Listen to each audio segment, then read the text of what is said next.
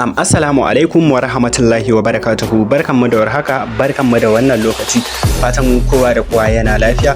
To masha Allah yau ina mana fatan alkhairi.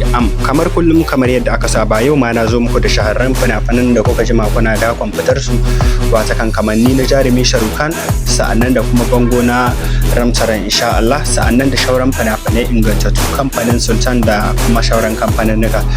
Sa'annan ga masu buƙatar shiga group ɗinmu na VIP za ku iya ku ɗauki lambar wayar mu ga ta nan kan screen ɗin fastocin nan da ke wuce kamar da yadda aka saba ku yi mana magana a domin ganin mun sanar da ku yadda tsare-tsaren shiga group ɗinmu na VIP yake, ta yadda za ku na samun dukkanin shirye-shiryen da suka fita a kan lokaci da zaran sun fita ba tare da wani tsammani ba tare da wani dako ko jira ba. Insha Allah za mu rika ɗora muku fina-finai ko in ce muna ɗora su ma a kan lokaci kamar yadda aka saba kowane lokaci.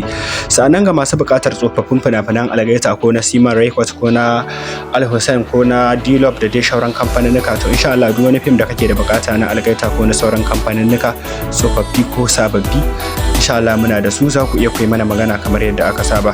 Sannan idan kuna buƙatar series na India ko na Hausa waɗanda ba a ɗora su akan YouTube, su ma za ku iya ku tuntuɓe mu akan su insha Allah. Yayi muna godiya. Idan wannan ne zuwan ka na farko kan wannan YouTube channel na MSA Creation for Download, to kai mana subscribe sa'annan ka danna ƙararrawar sanarwa ta yadda za mu ke sanar da ku da zarar mun ɗora sababbin shirye-shirye.